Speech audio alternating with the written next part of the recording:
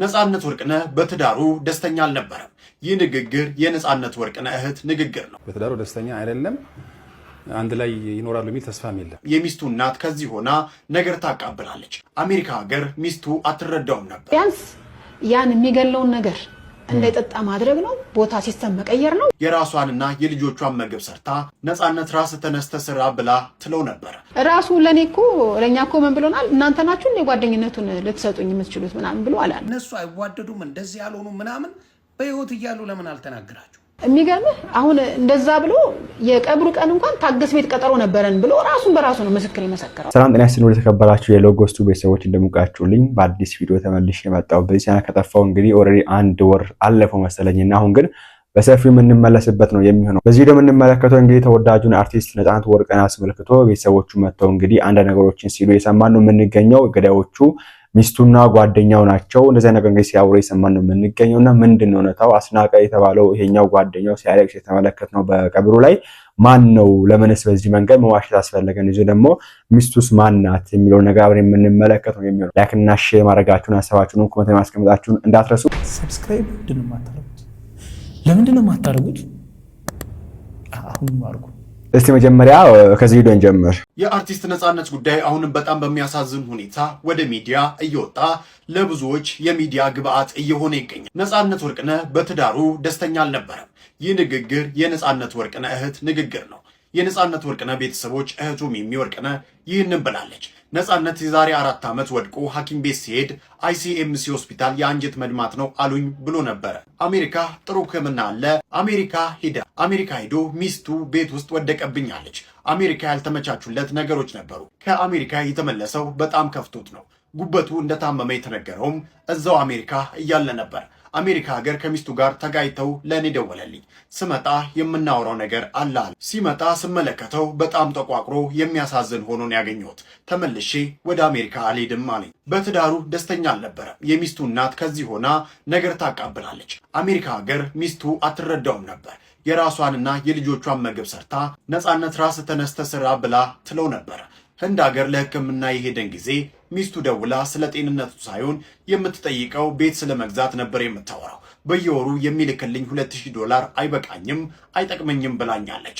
አስናቀ የቀብሩ ዕለት ታገሰ ጋር ቀጠሮ ነበረ ሲል የሆነ የጀመሩት ፕሮጀክት ነበር የመሰለን። መጠጥ ቤት አልመሰለንም ነበር።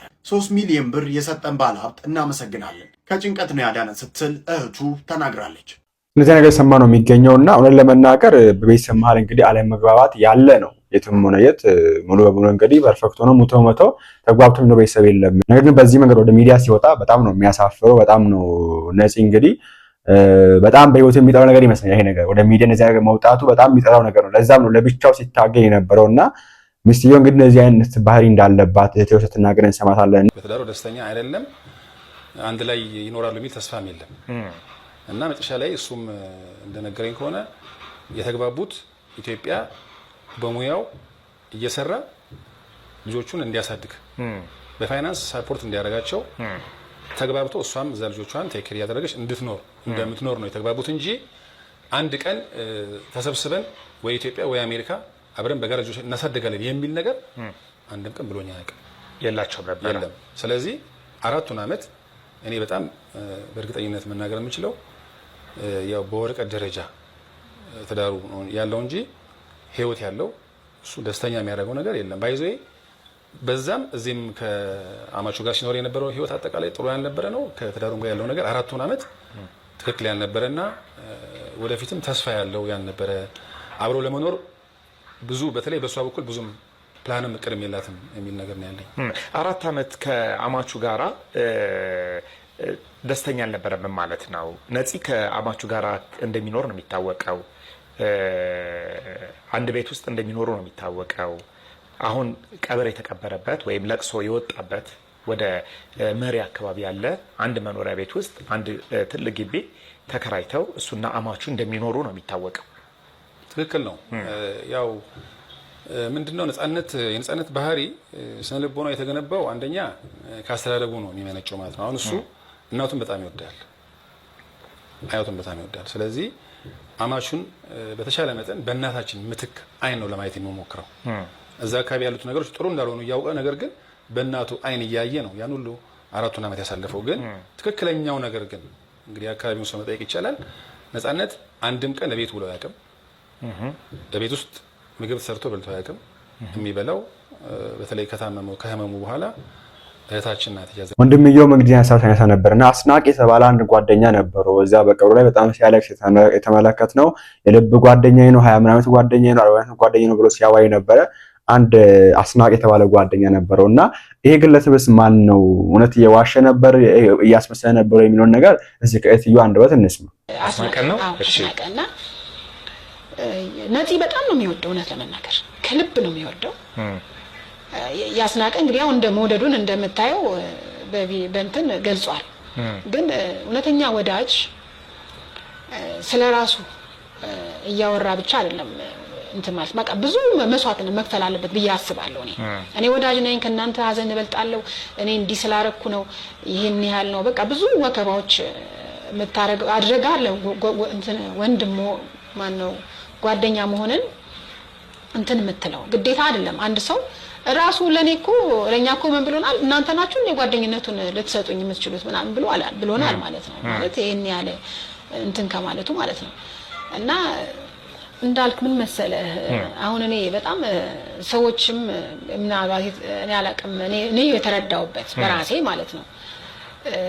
አሁን እኛ እንዳልኩ በቁርኪም እንዳይጠጣ የሚለውን አስተላልፈናል ለጓደኞቹ አብሮ እኔ 40 ዓመት የሚሆነው 50 ዓመት የሚሆነው ሲወለድም አብሬ ተወልጃለሁ። መንታ ነኝ ቢል ምንም ችግር የለብኝም። እሱ በጓደኝነታቸው ችግር የለብኝም። በቃ እሱም ጓደኛዬ ነው፣ እሷም በቃ ይሁን ችግር የለውም። ግን እውነተኛ ጓደኛ ቢያንስ ያን የሚገለውን ነገር እንዳይጠጣ ማድረግ ነው? ቦታ ሲስተም መቀየር ነው ወይስ ይሄ ልጅ ቢያንስ ስቃዩን መቀነስ ነው ወይስ እንዴት ነው? አንተ ጓደኛ ማለት እኮ ያን ነገሮች እንዳይደርሱበት ማድረግ ነው አይደል? የሚገርምህ አሁን እንደዛ ብሎ የቀብሩ ቀን እንኳን ታገስ ቤት ቀጠሮ ነበረን ብሎ ራሱን በራሱ ነው ምስክር የመሰከረው ማለት ነው። ለምን ፕሮቴክት የሚያደርጉት ልጆች ነበሩ በወቅቱ ከ3 ወር በፊት አልኩህ እኮ ፕሮቴክት የሚያደርጉት ልጆች ነበሩ። በተለያየ በቃ ይሄ ከሌ እንዲህ ነው እኔ እሰማለሁ እዛው አንዳንድ ቦታ ሆኜ እሱ እንደው ምን አይነት ቻይ እንደሆነ ጭቆ ላይ የነበረበት ቦታ ጊዜ ማለት ነው። ከ3 ወር በፊት ጭቆ ነበረ። ጭቆ ባለ ሰዓት እነ ቴዲ ይሄን አጠጣም ይሄን እንደዚህ ነው ብለው በስርዓቱ ማለት ነው ጋር በፍቅር ደስ በሚል ሁኔታ የሚያደርጉበት ነገር አለ። ግን ዛሬ መጠጣጥተ ነገ የሆነ ነገር አድርገ መጠጡ የተከለከለው መጠጥ እንዲጠጣ አድርገ እውነተኛ ጓደኛ ብትሆን እውነተኛ ወዳጅ ከሆንክ ያን ነገር አንተ በምንም አይነት መልኩ አድርገ በዘዴ አድርገ ማላቀቅ ትችል ነበር። እውነተኛ የሱን ጠባይ የምታውቅ ሆነ ማለት ነው። ይህ ሲሞት ከሞተ በኋላ እኔ ነበርኩኝ ብሎ ለራስ ፕሮሞት መስጠት ምንም ዋጋ የለውም። ለኔ አይታየኝም። ያ ነፃ አሜሪካ ነው የኖረው። አሜሪካ እስከምናውቀው ድረስ ልጆች፣ ቤተሰብ፣ ህይወት፣ ትዳር፣ ኑሮ የነበረው ሰው ነውና አሜሪካ ላይ በጣም በተደጋጋሚ መሄድ እድል የነበረው ሰው ሕክምናው ህንድ ነው የተደረገው። ለምን ሄዶ አሜሪካ መታከም አይችልም ነበር በወቅቱ ወይስ ምንድነው? አው የዛሬ 4 ዓመት ገደማ አካባቢ አሞት ነበር። ወደቀ ተባለና ይሄውን አይሲኤምሲ ሆስፒታል ገባ ማለት ነው። እኛ ይዛኔ ወደ ቁልቢ ነበርኩኝ እኔ ተደወለልኝ እዛ። ከዛ ያንጀት መድማት ነው የተባለው ይዛኔ ለኔ እንደነገረኝ የሱን ህክምና ያኔ ነገረኝ። አንጀቴ ደምቷል እየደማ ነው አሉኝ አለ። ከዛ ያው በጣም አወራን። ከዛ በፊት እንትን አንልም እንዴት ነው ምን ይሻላል ታዲያ ሄድና እዛ ጥሩ ህክምና አለ እዛ መታከም አለበት ተባለ። ብዙም አልቆየም አሜሪካ ነገር ሄደ። የዛሬ 4 ዓመት 4 ዓመት ገደማ አካባቢ ነውና ሄደ። እዛ ሄዶ መልሶ እዛም ወደቀ አሜሪካ ውስጥ። አሜሪካ ቤት ውስጥ ወደቀብኝ አለች። ሐኪም ቤት ገባ። እዛ እንደምታውቀው አስተማሚ ምናምን ብዙ የለም ስራ ነው እና እዛ ያልተመቻቹለት ነገሮች ነበሩ። ምንድናቸው ያልተመቻቹለት ነገሮች በወቅቱ? እኔ ነገረኝ በጣም አዝኗል። ብቻ እዛ ጋር ጥሩ ነገር አላገኘም። አሞታል ግን በቃ ከፍቶት ነው የመጣው። እዛ ሄደ ተኝቶ ነበር።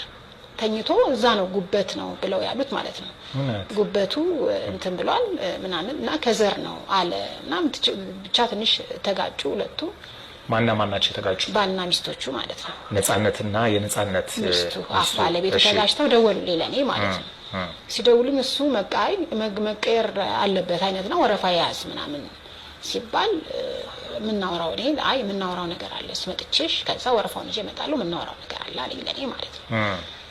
ከዛ በቃ መጣ። ሲመጣ ግን እኔ የዛኔ እኔ አለቀስኩት በቃ። ለምን ኤርፖርት ላይ እኔ አሁን ስልኬ ላይ ነበረ ቪዲዮ ቀርጬው ነበረ ስቀበለው ሁልጊዜ ሲሸኘው ሸኘዋለሁ ሲመጣም እቀበለዋለሁ። ሳየው በቃ በጣም የሚያሳዝን ሆኖ ነው ያገኘሁት። በቃ አሁን ቪዲዮ ላይ አንዳንዴ በጣም ደክሞት ማለት ነው የደከመው ሰዓት የሆነ ጠባሳ ፊቱ በጣም ተጠብሶ ከንፈሩ ለምጽ ሆኖ በጣም የሚያሳዝን ሆዱ አብጦ እግሩ አብጦ በጣም በስቃይ ነው የመጣው። ተንቀጠቀጥኩ በቃ ነው። ከዛ ወንድሜ ታናሽ ነበር ፊቱ እንዳታለቅሽ ምናምን ብሎኝ ተደብቄ መኪና ውስጥ አለቀስኩ። መቅረጽ ራሱ አልቻልኩም። ከዛ ቤት ሄድን ሁሉም መጡ። ጸጉር ቆራጩ መጣ እግሩን እያሸን በበረዶ ምናምን በቃ አቢ እና አቢ ነበረ አቢ ምግሩና ምናምን በቃ ምናምን ብለን እዛ ጋር በቃ አወራን። ከዛ በኋላ ነው እንትን ማለት አለ ተመልሼ ወደ አሜሪካ ሄድን ማለት ነው። ተመልሼ ወደ አሜሪካ ሄድን አልሄድም። ለምንድን ነው ተመልሶ ወደ አሜሪካ ያልሄደበት ምክንያቱ? እንደው ነፂ በህይወት እያለ ካጫወተሽ ከነገረሽ ለተመልካቾች ብታደርሽልኝ ደስ ይለኛል። ለምን ነበር መሄድ ያልፈለገው? ፈቃደኛ ኮንሽ ብቻ? እሺ ብቻ ደስተኛ አልነበረም በህይወቱ። በአሜሪካ ህይወቱ ነው ደስተኛ ያልሆነው ወይስ በትዳሩ ነው ደስተኛ ያልሆነው? በትዳሩ ደስተኛ አልነበረም። አትረዳውም ነበር እሷ አትረዳውም። እናቱ ከዚህ ነገር ታቀብላለች፣ እሷ ከዛ እንትን ትላለች። ያ ነው ህይወቱ በቃ በጣም በመስቀልቅል በቃ ይሄን ህይወት እስኪያማርበት ድረስ ነው የነገር ይለኔ ማለት ነው። እና ደስተኛ አልነበረም። እንዲህ ሀሳብ ነው እንግዲህ ሲነሳ የተመለከተ የምንገኘውና እውነት ለመናገር ይሄ ነፂ ሞቶ ካለፈ በኋላ ጊዜ መውጣቱ ከጊዜ በኋላ እዛውም አይ ቲንክ ለሱም በህይወት ቢኖር የማይወደው የማይፈልገው ነገር ነው። ይሄ በጣም የሚጸየፈው ነገር ነውና ትዝ የሚላችሁ ከሆነ ነፃነት ሞቶ በሳምንቱ ነበር ገቢ ሲሰበሰብ የነበረው ለቤተሰብ ምናምን ተብሎ ምን ማለት ፈልጋለሁ እዚህ ጋር አሁን እኔ በእነዚህ በኩል ብቻ ያለው ነገር ሰምተን ለመፍረድ ይከብዳል ትንሽና በምስትዮ በኩል ያለው ነገር በያቺ አማሽየት በተባለችው በኩል ያለው ነገር ሳይደመጥ በአንድ በኩል ብቻ ሰምቶ መፍረዱ ተጋይ አይመስለኝም። መጀመሪያ በጓደኛው ባስናቀ በኩል የነበረው ነገር ነበር ሰምተን ስናገኝ ነበር። አሁን ደግሞ ሰዎቹ መጡ። ከዛ ደግሞ እንትና ይመጣል ሌላ ይመጣልና እኔ ማለት የምፈልገው እዚህ ጋር ባካችሁ ነገሩ አረጋጉት። ትዝብት ነው፣ ምንም ሊያጥቅም የለውም። አሁን ላይ ነፂ ሞቶ ካለፈ በኋላ ይሄ ነገር መውጣቱ ለሱ ጥቅም አለው ብዬ አላምንም። እኔ ምክንያት አሁን ለእናንተ እረፍት ሊሆን ይችላል። ይሄን አውርታችሁ እናንተ እረፍት ልታዩ ይችላላችሁ። እኛ በእኛ በኩል የሚጠበቀው አድርገናል። እረፍት ሊሆንላችሁ ይችላል። ለዚህም ያወራችሁ ያጋር አስባችሁ ሳይሆን በሰዎችም ስለሆናችሁና ነገር ግን ሚዲያ ላይ መውጣቱ በዚህ መንገድ ይጠጣ ነበር እንትን ነበር ብሎ የሰውየውን ኳሊቲ ማውረዱ እኔ ተገኝ መስሎ አልታየኝም። እናንተ ራሳችሁ ኮሜንት ላይ አስቀምጡ። ወንድሞችን እንስማ። ሰላም እንዴት ናችሁ? ክብሩ ይስፋ እናትና የልጁ እንግዲህ በዚህ ነገር ላይ በጣም አዝኛለሁ። ቤተሰብ በሙሉ እንዳለ በምታውቁት ሁኔታ በወንድማችን አርቲስት ነፃነት ወርቅነህ በደረሰው ነገር ላይ እጅግ ሁላችንም አዝነናል። እንዲያውም ታስታውሱ እንደሆነ ምናልባት ላስታውሳችሁ የኛ ሰው ጋር ሾርት ሚሞሪ ስለሚበዛ ካሜራ የሚባል እንዳይመጣ ተብሎ ቤተሰቡላ ተነጋግሮ አንድም ቲክታከር ካሜራ ይዞ ሳይመጣ ሳይቀርጽ ምን ሳይል በሰላም ወደ ቅድስት ሥላሴ ሄዶ ወንድማችን ነው እንግዲህ ተቀብሯል እንደምታዩት ማለት ነው። እና አሁን ደግሞ የመጣ ነገር አለ። ምንድነው? ከገንዘብ በተያያዘ ጉዳይ በጎፈንድሚ ጉዳይ ወንድማችን አይሞትም ነበር፣ ወንድማችን እንዲያውንም ነበር፣ ወንድማችን በዚህ ገብቶ ወንድማችን በዚህ ወጥቶ እየተባለ ብዙ ነገሮች እየተባሉ ነው። እንዴ ለልጆቹ ለምን አታስቡም? ግን የባል ቤተሰቦች ብዙ ጊዜ ይቅርታ አድርጉልኝ፣ የባል ቤተሰቦች ብዙ ጊዜ ችግር ፈጣሪ ናቸው። ኢትዮጵያ ላይ ያለ ግራ የገባው ነገር የባል ቤተሰብ ከይቅርታ ጋር ብዙ ጊዜ ችግር ፈጣሪ ናቸው። ለምንድን ነው? ነገሩ አልፏል፣ ሁሉ ነገር ሆኗል። በሰላም በክብር ከነ ክብሩ ያለፈ ወንድም ነው። በቃ ስለ ባለቤቱ ስለ ልጆቹ ምናምን ክፉ መስማት አንፈልግም። እሷ እመም ላይ ናት። እነሱ አይዋደዱም እንደዚህ ያልሆኑ ምናምን በህይወት እያሉ ለምን አልተናገራችሁ? በህይወት እያሉ እነሱ አልተፋቱ፣ አልተለያዩ፣ ምን አላሉ። አሜሪካ ሄዶ እንዲታከም እሷ አትፈልግም ነበር። ጠላቷ ነው እንዴ? እንደው ህሊና ያለው ሰው እንደዚህ ሊናገር ይችላል? ጠላቷ ነው። እሷ አሜሪካ ሄዶ ቢታከም እሷ ቅር የምትሰኘው የልጆቹ አባት አይደል እንዴ? ሰው ከገዳዩ ጋር እንኳን ይታረቃል። ለምን ብላ ነው አሜሪካ ሄዶ እንዳይታከም ፍላጎት ባለቤቱ የሌላት? የማይመስል ነገር ለምንስ ታወራላችሁ? ስለ ባለቤቱ እንዲሁም ስለ ባለቤቱና ስለ ባለቤቱ እናት መልካም ነገር አይደል እንዴ ስትናገሩ የነበረው? ዛሬ ምን ተገኝቶ ነው? ስለ ጓደኞቹ፣ ስለ እናት፣ ስለ ባለቤቱ እናት መጥፎ ነገር ልታወሩ ምንድነው ያስነሳችሁ? እኔ ልንገራችሁ፣ ቺ ማትረባ $90,000 ተሰብስባለች። ያቺን በኢትዮጵያ መታችኋታል በ200 ብር። በ200 ብር ሲመታ ደግሞ አገር ብር ነው በኢትዮጵያ። ያቺን እንዴት አድርገን እንቆራመታት የሚል ነው ነገሩ። ከዛ ውጪ ምንም ነገር የለም። በዚህ ወጥቶ በዚህ ገብቶ ደስተኛ አልነበረም ምን አልነበረም የሚባል ነገር አለ። እባካችሁ አሁንም የቤተሰብን ገበና አደባባይ ላይ ማውጣት ለምን አስፈለገ? እሱን በመውደድ ነው? እሱን በማክበር ነው? ሀዘን ላይ በመሆናችሁ ነው? ወይስ ደግሞ እችን ገንዘብ እንዴት አድርገን ትንሽ ብር ይሰጠን? እግዚአብሔር ልቦና ይስጣችሁ። ነፂ ነፍሱን ይማረው በህይወት ቢኖር ይሄን ነገር ትሉት ነበር? አጠገቡ ትናገሩ ነበር? ይሄን ነገር አታደርጉትም። ስለዚህ አሁንም ልንገራችሁ፣ የሚጠቅም ነገር ሳይሆን ይሄ ቪዲዮ ልጆቹ ወደፊት ይሰሙታል፣ ወደዳችሁም ጠላችሁ ያዩታል። ከዛ ለእናንተ የሚኖራቸው ግምት እጅግ የሚዘገንን ነው። የራስን ገበና አደባባይ አውጥቶ ክፉ ነገር መናገር ትዝብት ነው ተፉ። ስለዚህ አሁንም የምለው ምንድን ነው፣ እባካችሁ የቤተሰብ ገበና አውጥታችሁ ሶሻል ሚዲያ ላይ አትናገሩ። ይሄ ሶሻል ሚዲያ ያብጠለጥላችኋል እንጂ አይጠቅማችሁም። ሀዘናችሁ ላይ በራሳችሁ ጊዜ እንጨት አትስደዱበት። ሀዘናችሁን ብኩን አታድርጉት። ሰው አይታዘባችሁ። እንደዚህ አይነት ነገር እያመጣችሁ እንዲህ ነው በዚህ ወጥቶ ነው በዚህ ገብቶ ነው እያላችሁ ራሳችሁን ባታስወቅሱ ጥሩ ነው ላለሁ። ነፂዬ እግዚአብሔር ነፍስህን ከደጋጎቹ ገና ያድርግ። ልጆችህን ባለቤትህን ይጠብቅ፣ እንዲሁም ወንድምና እህቶችን ይጠብቅልን። ግን ይሄ ነገር ስለማይጠቅም እባካችሁ እንደዚህ አይነት ነገር ባታርጉ መልካም ነው። ሰው ይታዘባል። ምክንያቱም ከዚህ በፊት የሰራችሁት ቪዲዮ አለ፣ አሁን ደግሞ የሰራችሁት ቪዲዮ ስላለ ከሁለቱም ሲነጻጸር ትዝብቱ ስለምትገቡ ጥሩ አይደለም ብዬ እላለሁ። ታንኪዩ በጣም ያው ወቀሳው ለቤተሰብ ለጓደኛ የሚተርፍ ነው እንጂ ሌላ ምንም ጥቅም ያለ አይመስለኝና ትዝብት ስለሆነ አረጋግጥ ትፈልጋለህ። ኢንቨስ ቪዲዮአችን ይመስላል። እንግዲህ በዚህ ጉዳይ አዲስ ነገር ካለ ይላችሁም ቀርቡ ነው የሚሆነው። ላይክ እና ሼር ያደርጋችሁ ሐሳባችሁን ኮሜንት ላይ ማስቀመጣችሁን እንዳትረሱ። ቸር ቆዩልኝ።